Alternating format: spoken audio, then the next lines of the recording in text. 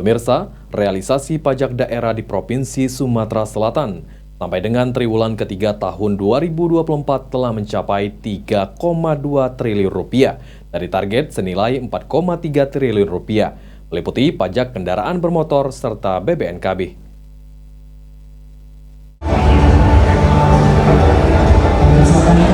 Realisasi pajak daerah di Provinsi Sumatera Selatan sampai dengan triwulan 3 tahun 2024 telah mencapai 76,58% dari total sasaran.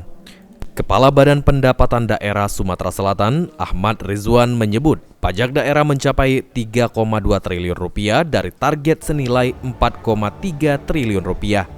Secara rinci realisasi pada masing-masing jenis penerimaan meliputi pajak kendaraan bermotor atau PKB 871 miliar rupiah atau 72,68%, BBNKB 813 miliar rupiah atau 75%, dan penerimaan PBBKB mencapai 1,2 triliun rupiah atau 89,79%.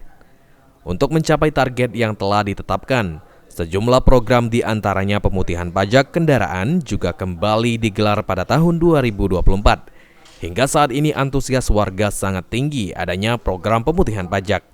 Bahkan di hari-hari normal ada sekitar 700 sampai 800 orang yang mengajukan permohonan pelayanan. Untuk realisasi pajak daerah yang dikelola oleh Bapenda Provinsi Sumatera Selatan itu ada pajak kendaraan bermotor, PBN kendaraan bermotor, PBBKB, dan pajak permukaan. Dan satu lagi pajak rokok dari pemerintah pusat. Untuk target dan realisasi sampai dengan periode ketiga ini sudah sesuai progres. Sampai saat ini sudah mencapai di angka 70%. Program pemutihan alhamdulillah semenjak diluncurkan kemarin oleh Pak Gubernur Sumatera Selatan, Pak Ellen Setiadi, sampai saat ini sudah berjalan on track dan antusias dari masyarakat sangat tinggi untuk melakukan program ini.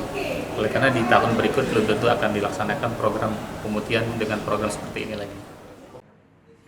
Aji Delia, PAL TV.